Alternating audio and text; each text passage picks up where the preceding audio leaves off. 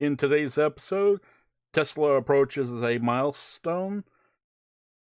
Ford and Volkswagen joined forces. Bentley recalls the Bentayga. Will Toyota remain profitable? German tuner upgrades the Audi S8. And automotive YouTuber shout-outs. Be sure to subscribe to this channel, tap that like button, leave a comment below, and share this video out. Be sure to sign up for my newsletter at gearvlogs.com for updates and giveaways from this channel. In our first story,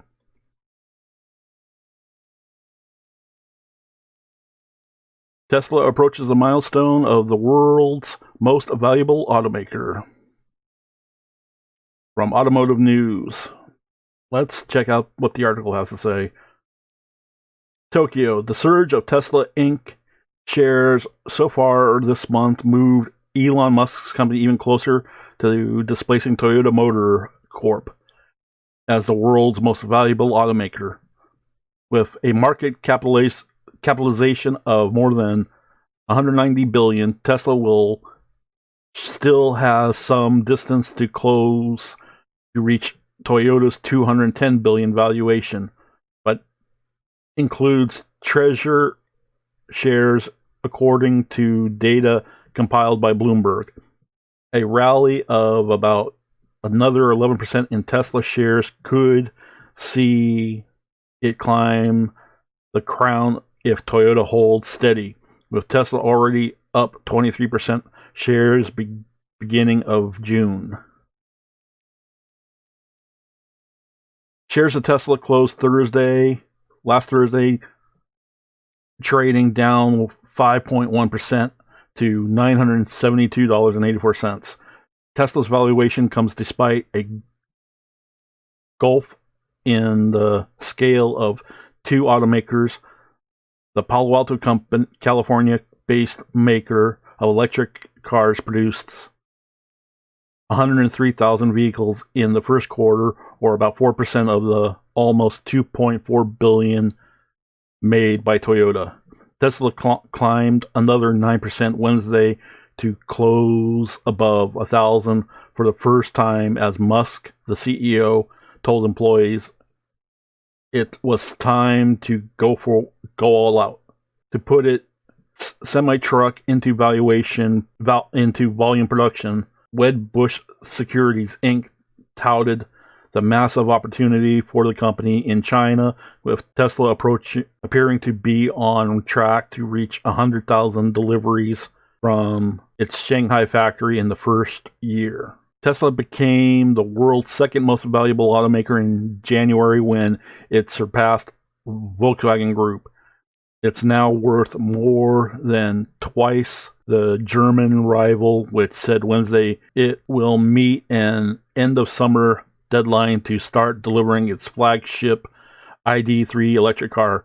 Stay tuned a little later into this podcast for an update on the ID.3. Tesla recently rallied has also been boosted by hype surrounding newly listed Nikola Corp, a battery electric and hydrogen fuel cell truck maker. Toyota, meanwhile, forecasts an 80% plunge in profits this year, down to about 10%. So far this year, trading about 17% lower than the record high hit in 2015. Toyota's market valuation includes the 14.3% of shares that Toyota itself holds as treasury stock, worth around $30 billion. Tesla doesn't hold any treasury shares according to data compiled by Bloomberg. Despite pioneering interest in fuel-efficient vehicles, with the Prius hybrid, Toyota was late to shift to EV, betting first on hydrogen fuel cells. The company is now changing course with a series of high-profile investments in EV, self-driving cars, and futuristic cities. My true mission is to completely redesign Toyota into a mobility company. Akio Toyoda, CEO and grandson of the automaker's founder, said last year. Tesla has 10 buy equivalent ratings, while 12 analysts recommend holding the shares and 15 advising clients to sell, while Toyota has 13 buy rating, 8 hold, and 1 sell, according to data compiled by Bloomberg. On to our next story. Ford and Volkswagen firm up ambitious alliance plans. Wide-ranging agreement will include new EV pickup truck and 2 vans, with more set to follow. Ford and Volkswagen bosses have finalized their wide-ranging global alliance, which will involve the 2 giants working together on electric cars, pickup trucks, vans, and autonomous technology. The companies initially agreed to work together on commercial vehicle development in January of 2019, with plans expanded to involve pickups and a Ford EV built on the Volkswagen Group's MEB platform last July. The 2 firms have now signed official agreements for the partnership and outlined full details of the projects that will be involved. Volkswagen last week finalized a £2.1 billion investment in Argo AI, an American autonomous driving startup company that Ford has already invested in. In a joint release, Ford and Volkswagen said that their alliance will help them to meet rapidly evolving needs of their respective customers in Europe and other regions by leveraging complementary strengths in mid-size pickup trucks and commercial and electric vehicles. The alliance will offer substantial savings for both firms, allowing them to develop new or refreshed offerings in key market segments with substantially reduced development costs. Estimates suggest that the combined savings of the agreement could reach $1 billion US or £773 million. Volkswagen to provide platform for Ford EV. A key part of the agreement will be a Ford EV focused on the European market, due to arrive by 2023 and developed on the Volkswagen Group's electric MEB architecture. The firm says that the Ford machine will be highly differentiated and designed and engineered at the Americas firm's European base in Cologne, Germany. While details of the machine are scarce, Ford said it will add another compelling nameplate that will sit alongside the electric Mustang Mach-E. Ford has recently begun a trend of reviving old names for new vehicles, choosing to give it first bespoke EV Mustang branding and recent badging its new compact crossover as the Puma. It also reviving the Bronco in America. The 2 firms estimate that Ford could deliver 600,000 electric vehicles atop the MEB architecture, with Volkswagen saying the deal is another cornerstone in its EV strategy. While the MEB platform will underpin a range of EV vehicles from Volkswagen, Seat, Skoda, and Audi, was also developed to enable it to be licensed to partners firms, helping the Volkswagen Group to achieve better economic scale. That volume could be key for Ford. While the Mustang Mach-E is due on sale in 2021, it has yet to announce further bespoke EV models, and the sale of the Volkswagen deal will likely prove key in meeting rising consumer demand and hitting its European Union CO2 targets. Previously hinted at, the firm said that they plan to explore additional ways to cooperate on electric vehicles. Ford and Volkswagen to team on vans and pickups. The alliance between the firms will include the development of 2 commercial vans and a pickup. The commercial vehicle segment is a key market for both firms in Europe, but particularly Ford, with most of its profits in the region coming from it. Ford will develop and build a new Volkswagen Amarok mid-size pickup that will go on sale in 2022 and which will effectively be twinned with the Ford Ranger. Volkswagen has already teased the design of the new Amarok While the model is popular in Europe, it would have been prohibitively expensive for Volkswagen to develop a new pickup platform purely for it. Ford will also develop a new one-tonneau cargo van for both firms, which will be the new version of the Ford Transit and Volkswagen Transporter, respectively. Volkswagen's commercial vehicles will use its new Caddy as a basis to develop and build a new Ford Transit Connect city van. The two firms expect the build to total around 8 million of the 3 shared machines across their lifespan. Argo AI to lead Ford and Volkswagen on autonomy efforts.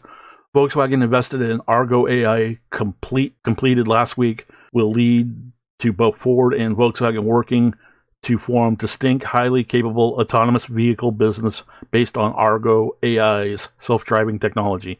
The firm said that each independently chose to invest in Argo AI due to the technical leadership of the Pittsburgh-based firm's autonomous technology and will use their combined scale to help the startup expand its geographic testing reach.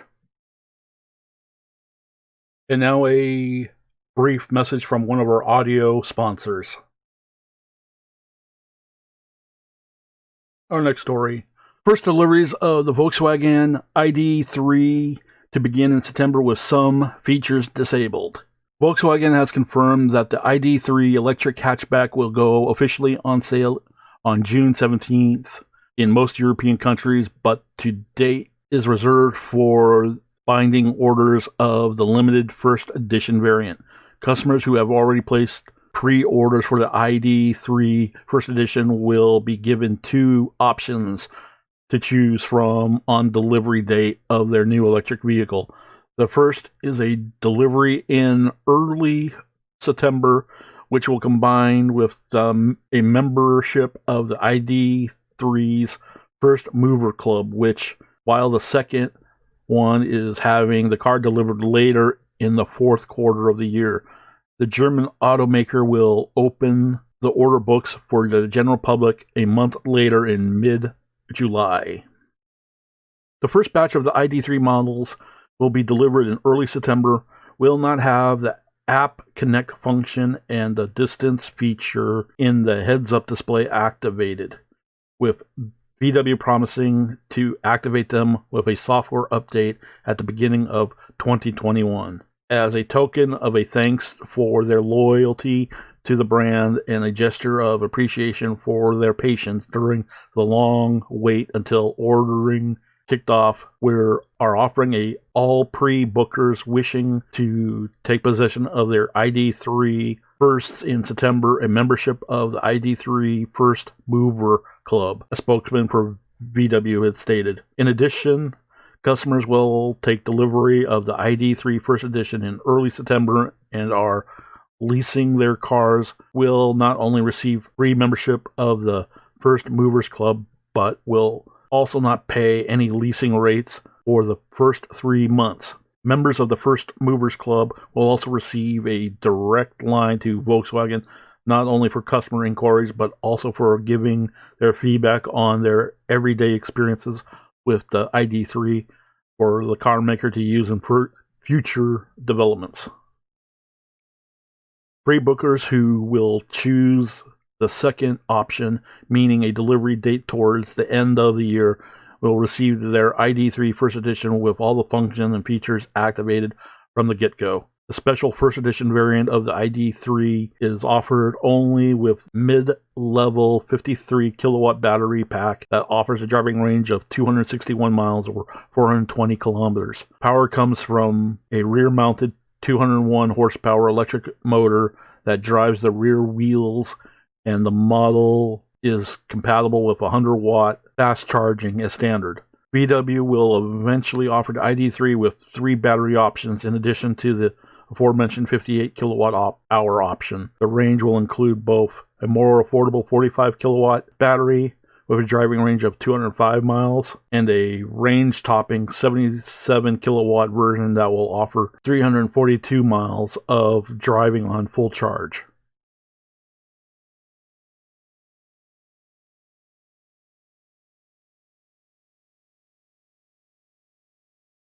Bentley recalls 6,000 Bentaygas globally due to fuel leak. Bentley has issued a global recall for over 6,000 Bentayga SUVs, including 1,892 units in the US and 783 in Europe.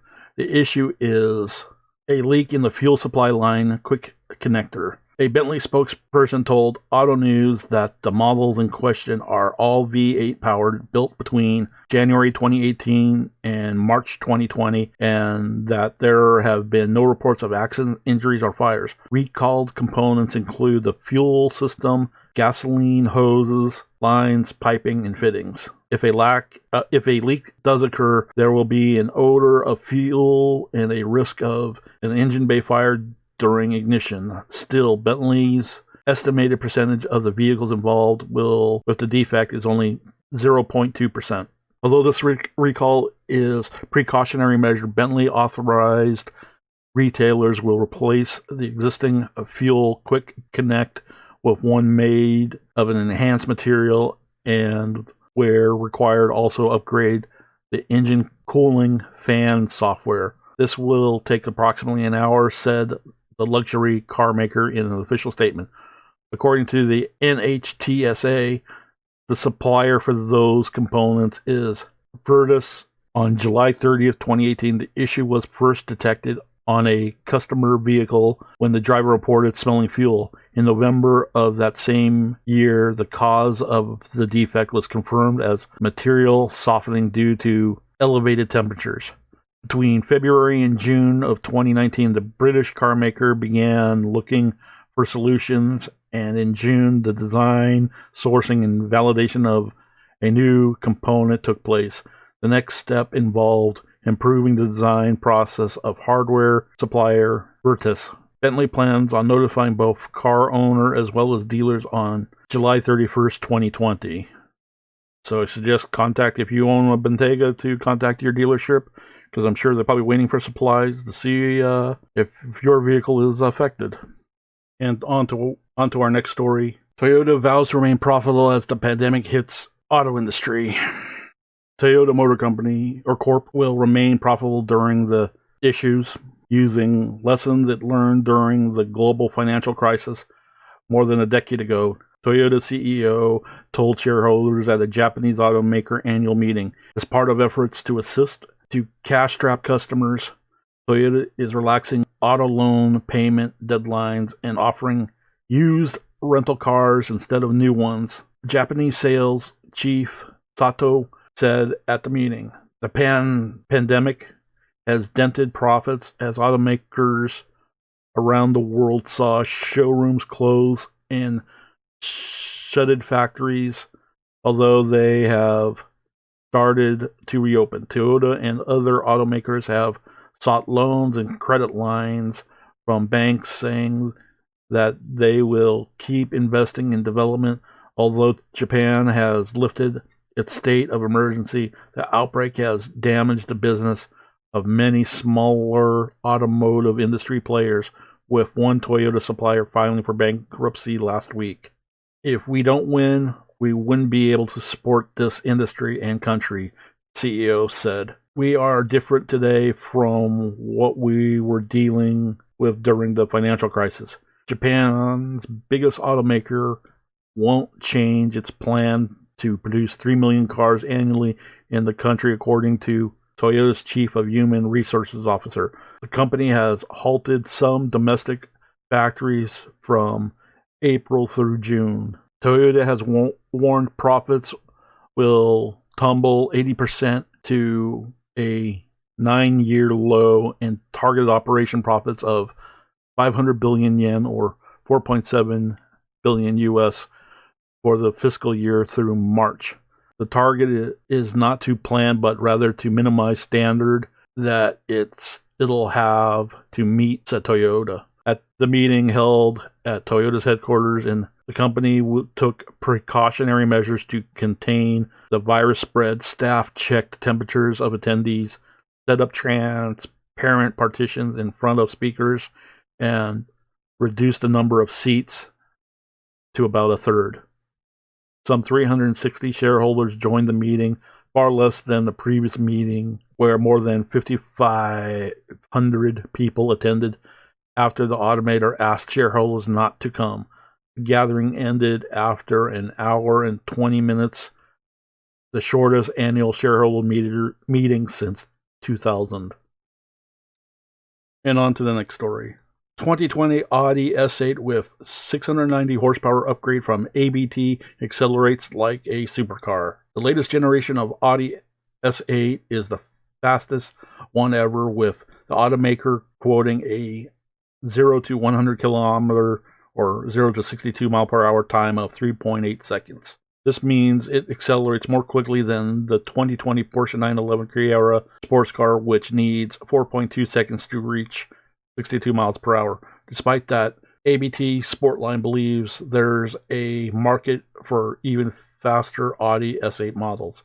The German tuner will try to lure customers with a performance upgrade that takes the 4-liter twin-turbo V8 engine from 571 psi or 663 horsepower to 590 foot-pounds of torque to 700 PS or 690 horsepower and 649 foot-pounds of torque. As a result of performance, luxury sedan dispatches the 0 to 100 kilometer in sprint in 3.4 seconds. Will drivers feel the 0.4 second difference over a stock car?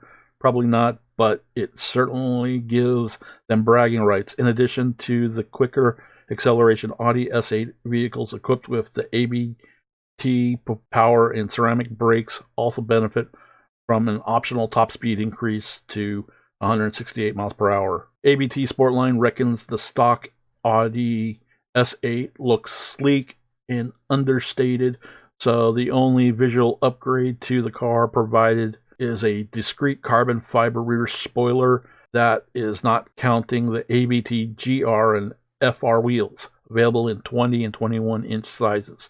The 21-inch FR rim shown in the photos interprets the classic 5-spoke design and combines diamond machined outlines with a mystic black finish.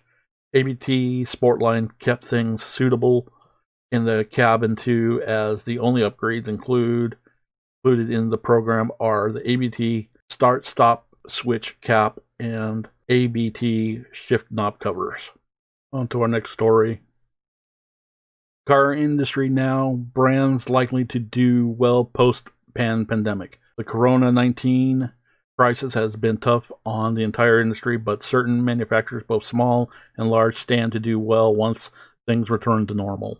The companies best placed to emerge in a strong position from any global crisis tend to be large ones with global reach, allowing them to mitigate challenges in any single region.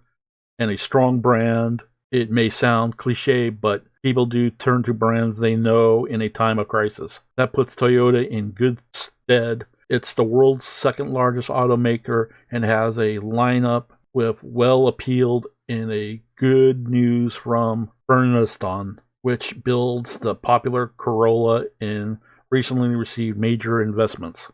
How will small car makers cope? The crisis has presented small firms with very different challenges from major marquees. With limited cash reserves, the initial challenge for all of them have been survival. Schemes such as the UK's government furlong program have helped. Morgan resumed limited production in mid-May, initially finishing cars near completion. A small workforce has been tested. Social distancing measures before a wide reopening. Morgan expects a decrease in output as it adapts, but with lower production volumes and pre-existing waiting lists, Ariel's stretches years into the future. For example, niche marquees should be insulated from any major decline in demand for new cars. A spokesman from Morgan has seen a short-term decrease in customer demand during the lockdown, but anticipates that it will quickly return to normal levels once dealers can open. How are major part suppliers managing? Arlington Automotive Group, which employs 600 people and provides parts to Ford, Jaguar, Land Rover, and others, have called administrators in May, becoming the first major parts supplier in the UK to do so. The sad example of the strain that the shutdown has put on companies reliant on the automotive industry, but without the cash reserves of car maker giants. The resumption of production should help, but firms are facing a challenge to ensure a steady part supply to mitigate future disruptions. The global nature of car parts supplying helps especially with production in China having started up again in March. Carlux Design turned the Ford Ranger into a gargoyle. Be sure to check out the YouTube channel if you're listening to the audio version of this podcast to see the visual aids. So back to the story.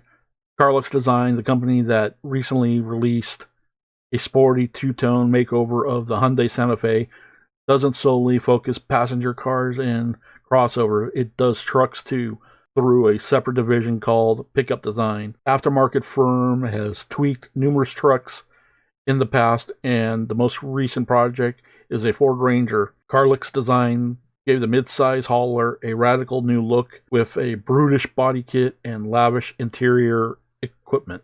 With headquarters in Asia and Europe, Carlux has put its hands on numerous trucks, including the carbon Mercedes-Benz X-Class 6x6 seen last year. It has also done iterations of the Fiat Fullback, the Mitsubishi L200, Toyota Helix, and the Nissan Navara, and the Volkswagen Amarok. Each has a unique appearance, and now they've joined by an American, the Ford Ranger, though we realize not all are produced in the U.S.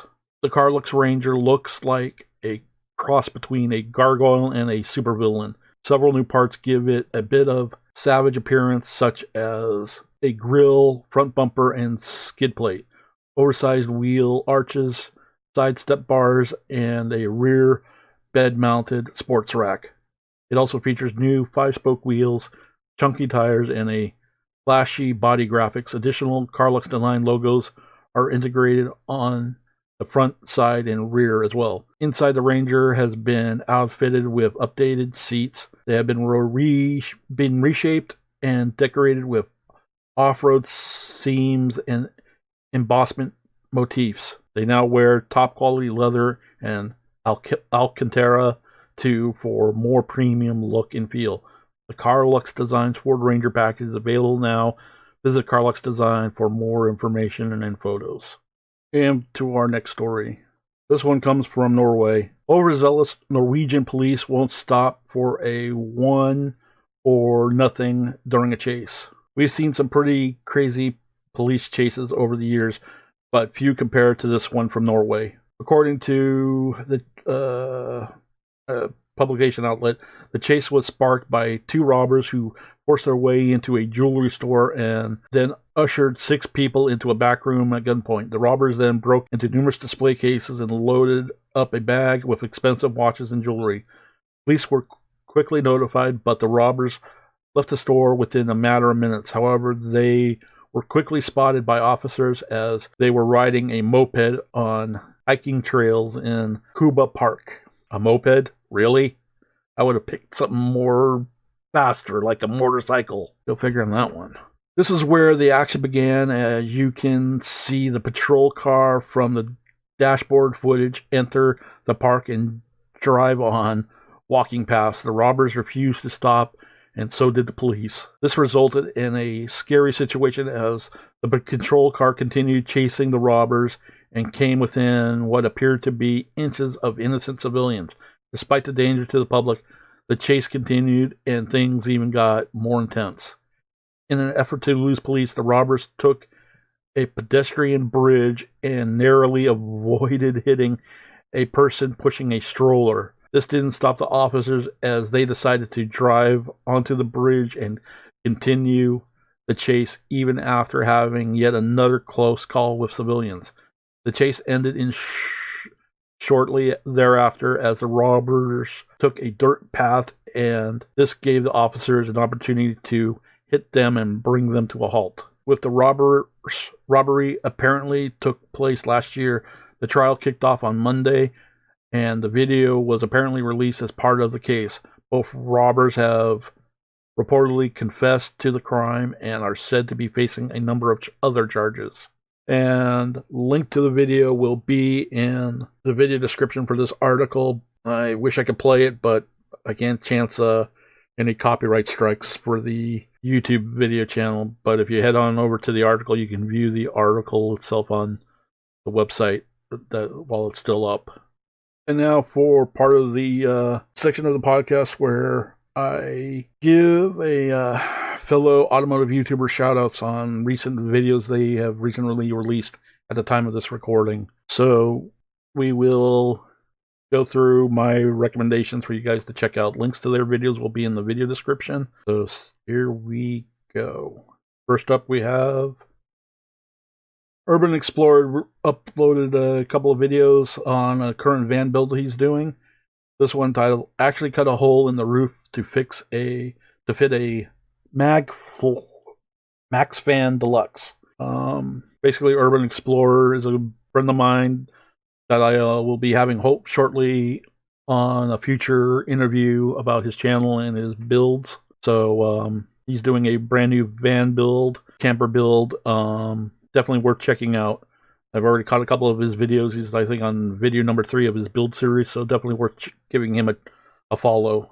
Next up, we have another alum from my past podcast guest alum Hall of Fame, Normal Guy Supercar upload of Fab Speed full X-pipe exhaust DIY installation on his Ferrari F30. So definitely give him a check out. He has great informative information, so definitely go check him out. Next up we have here is Mini Attic, uploaded a Mini Cooper S with a manual.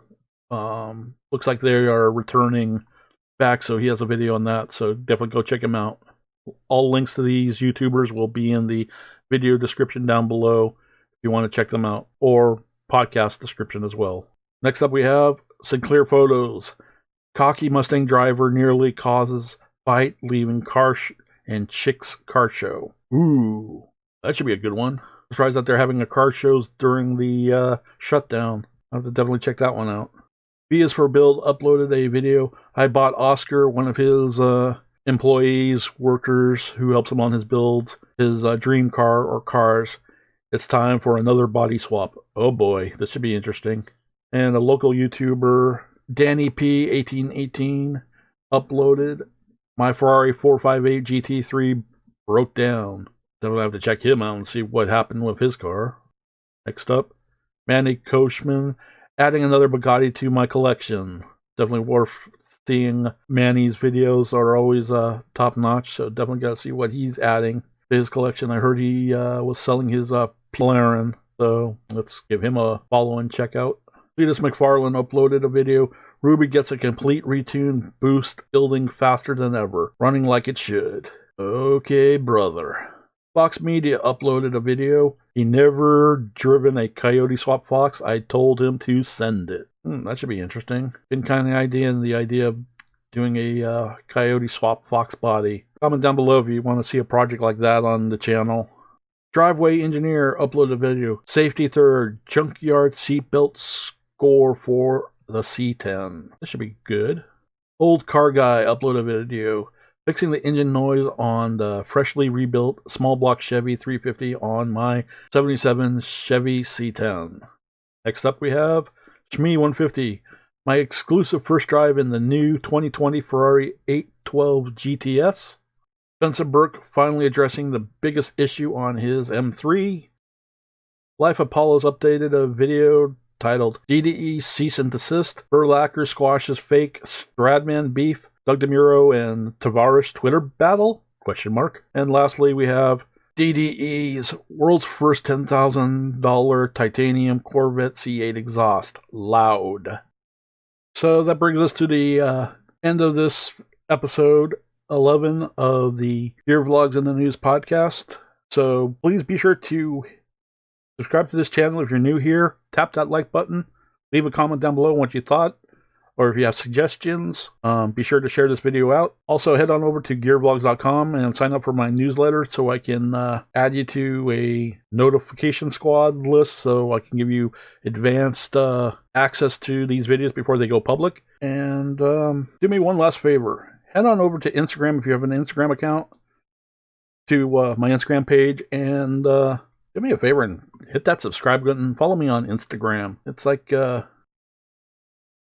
only 544 followers. We can do better than that. So yeah, give me a follow on Instagram. And if you have any tips or recommendations for stories that you want to see me cover, hit me up in the DMs on my Instagram so I can check out the stories.